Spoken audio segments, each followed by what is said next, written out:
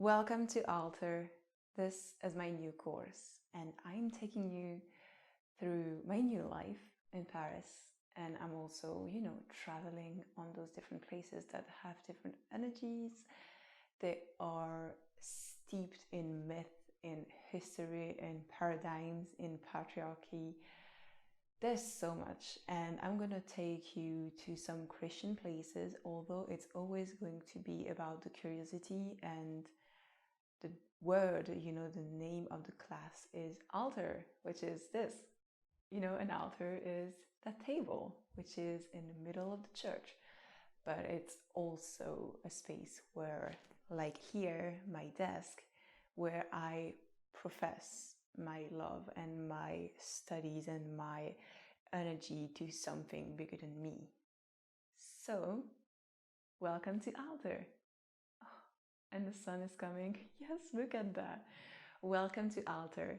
So, I'm going to be talking about a lot of things. This was supposed to be a book.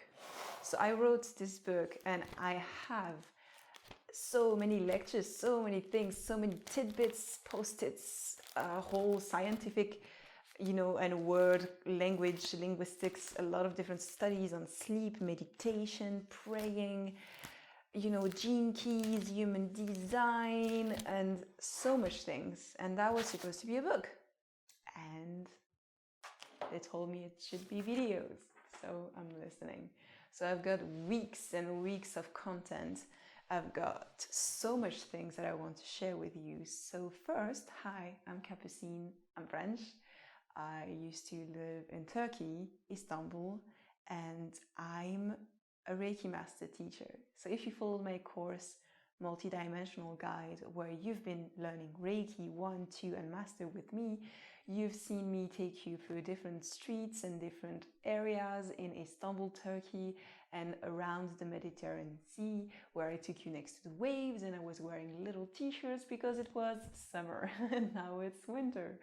So welcome to my winter outfits and welcome to another city, another continent, and I'm so excited to show you what we have here. So first I'm showing you around what is life in Paris, what is my new neighborhood. I moved in Montmartre. And I'm having fun climbing all those streets, all those roads, all of those cobblestone streets. Yeah, I'm on the bottom of a hill, and what is interesting today is at the top of the hill, which reminds me a lot of my Turkish life because the whole city was on thousands of hills. And if you're wondering why I'm skinny, that's why. That's just why. Because there's no other way. You've got to climb it. If you want your food, if you want your shot, you've got to climb it.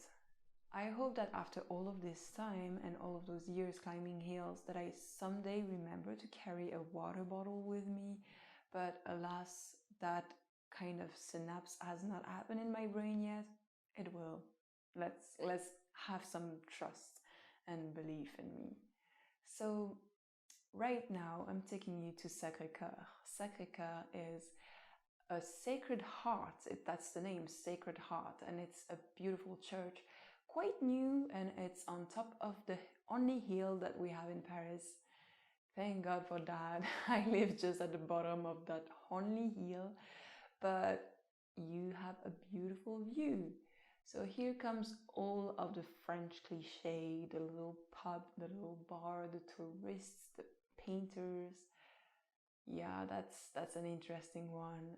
Yeah, let's just go with it to make you, grounded. Let's ground you into this earth before we become a little bit galactic and into the cosmos. So yeah, that's what it looks like. Yeah. I also recorded the 12 o'clock church bells. Then I got screamed at by the first man who saw me inside of the church, which was a beautiful way to enter the house of God. I always have fun because when I enter churches, dabble that holy water on my forehead and my shoulders and my heart, knowing well enough that 100 years ago what my work is would have been considered as witchcraft. So I'm always kind of tempting whoever is watching us from that cloud and, putting that holy water on my skin and seeing if I actually crumble. All right, so I'm still alive and I'm going to show you kind of the atmospheres of that church. When I applied and visited that flat, I went to that church because it was closed. And I prayed that if I did get the flat, I would come back more often. I got the flat, so I'm starting that course within the church. So, yeah, I visited the crypt and I thought it was interesting because I'm going to present you the course now. So, altar is a way to bring you to your own altar and to create a sense of direct connection with spirit, to connect you to source. And there's no middleman needed. I'm not even here as a middle woman. I'm just kind of showing you how I do it so that you can develop ways and maybe be inspired in ways that you could do it. So I've been facilitating sessions for people for more than a year where I'm, doing Reiki, I'm facilitating an Akashic Records reading, and I'm doing different things with astrology and astrocartography. I've been doing different things. And the more I do them, the more I realize that everybody can do it if they just could touch it themselves. What is interesting with spirituality, with being connected to source, is the fact that we're having direct experiences and we're not following rules or, being in face-to-face with scriptures that are being interpreted for you. So I'm here to kind of show you how I do it so that you can experience yourself those moments of grace, those moments of deep connection, of finding your own essence and, getting deeper. Pluto, which in astrology means that I'm here to devote myself to nourish a fire, devotion to other things bigger than me, and to bring it back from the depth of my own being. So I'm existing. I'm still existing on this planet, very grounded, knowing that I'm in service of something that I'm a part of, that is bigger than me, that is wonderful. And, as a Scorpio, Pluto is my ruler. It is what I'm here for. It's my texture. So I'm here to die and get reborn and change and transform and access the depth and look at death and look at changes, look at so many different things. And because those two coordinates are together with Vesta, this is the way that I nourish myself and my world by devoting it to something bigger. So let's go. Let's see and show you how I do those things. So, as a clear sentient being, which means that I sense things, I scan it, the things come to me, they affect my body in a specific way, which is not especially a feeling or an emotion, because it could carry those kind of things, but first and foremost, it's an understanding of a texture of a thing that has a 3D shape or even more.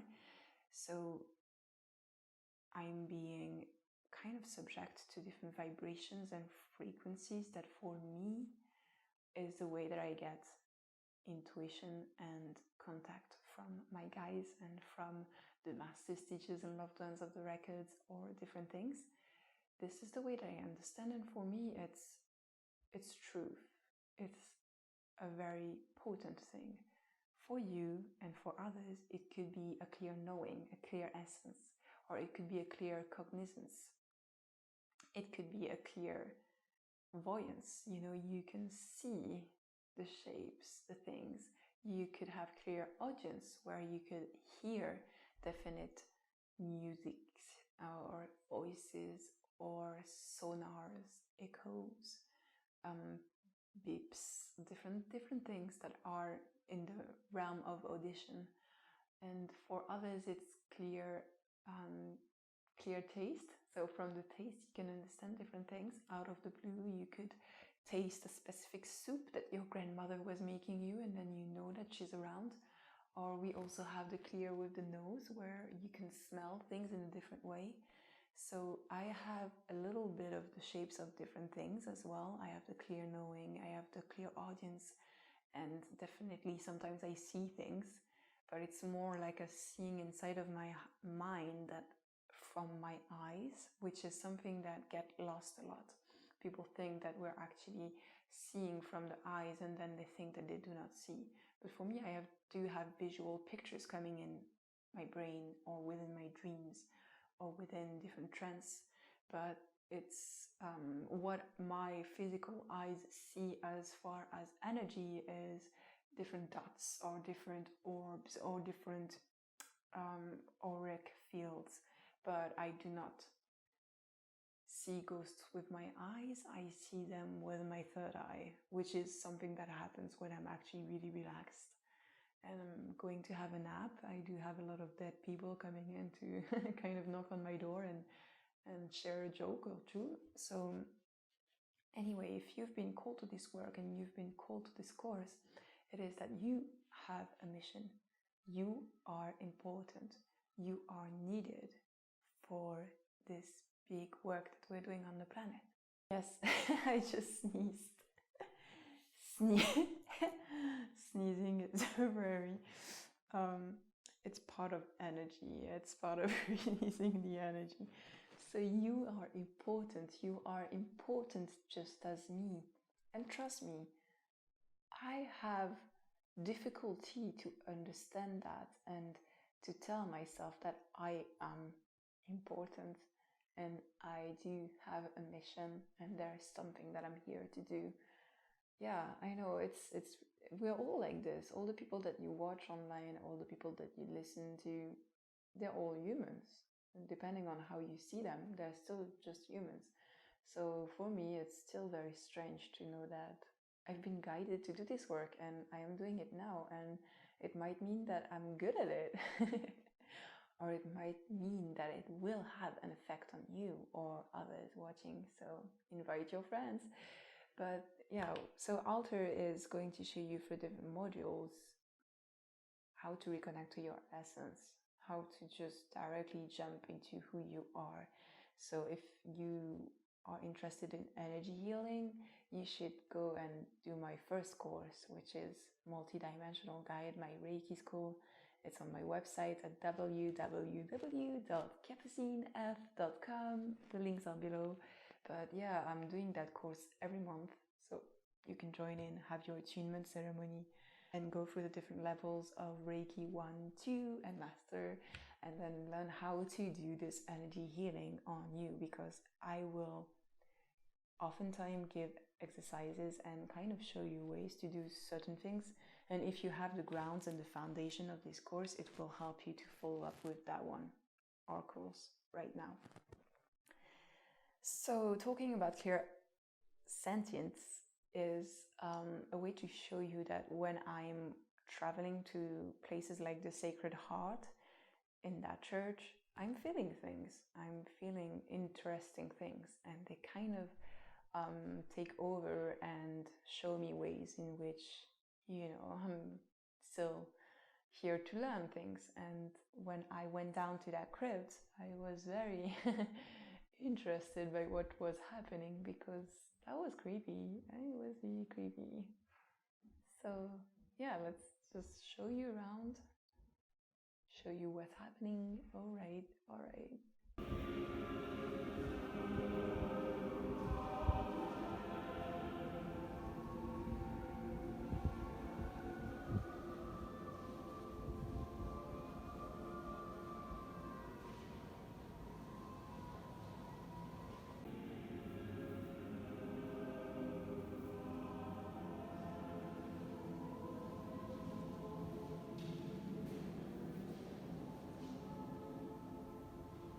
So I'm here walking in this beautiful room that is creepy as, and the whole color is red.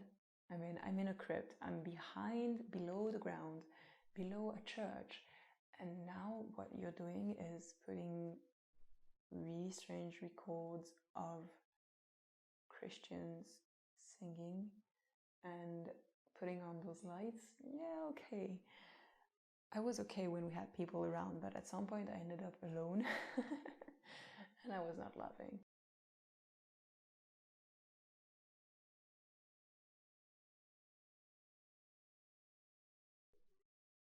They also had a copy and a beautiful display of the Turin veil, which is supposedly a veil that wrapped Jesus, the body of Jesus, when he went down from the cross, and he stayed in it for 3 days before he was resurrected.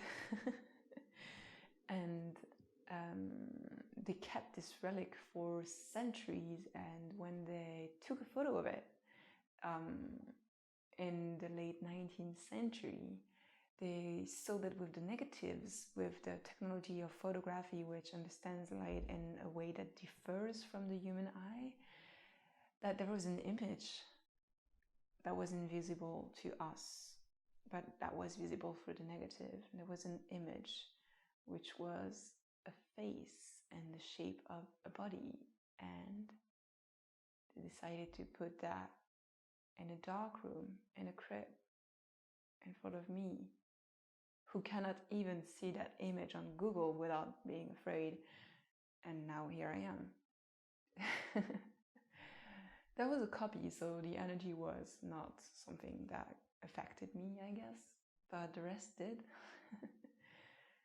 So this is to show you that I'm having an experience. I'm traveling through different spaces to have an experience and see how I feel. The interesting thing is that I was born Catholic. I was bred as a Catholic, and I did do a lot of those ceremonies and rituals, and all the plethora of Christianism events. I've been doing them until I went away when I was 12. I was like, hey, not for me anymore. I'm gonna go. But I came back to spirituality, and I'm trying to watch Catholicism and Christian stuff as not being ridiculous. I'm really trying.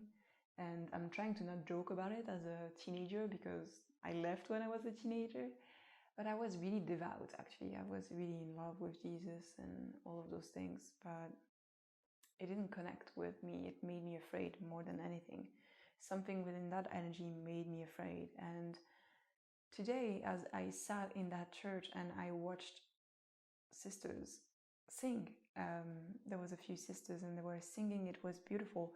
But when I connected energetically to the singing, the words, the ritual, it felt like devotion, in the way that we get very low on the ground before God, and we consider ourselves as very small indeed, and as sinners, and as being in this life for nothing, being in this life as a kind of an exercise before we finally reach the afterlife. And it was so interesting to be very familiar with the system. And my family is still very Christian. We still talk about those things. I try to not shock other people's mind, and to feel the fact that those people really had a love for Jesus or for God, but they would put it very low on the ground, was the definite experience that I needed for me to start this lesson. Your love for yourself, your access to your essence, and in a sense your devotion to yourself and to divinity, to divine skies, is something that is here to show you that you're powerful, you are strong, you are loving, incredible, you are powerful, you are God itself, you have it within you, you are Christ consciousness, you are divine energy, and I am never going to kind of show you a way where you are kind of devoted to something that robs you out of your power and that robs you of the present moment. You are here for this life for something.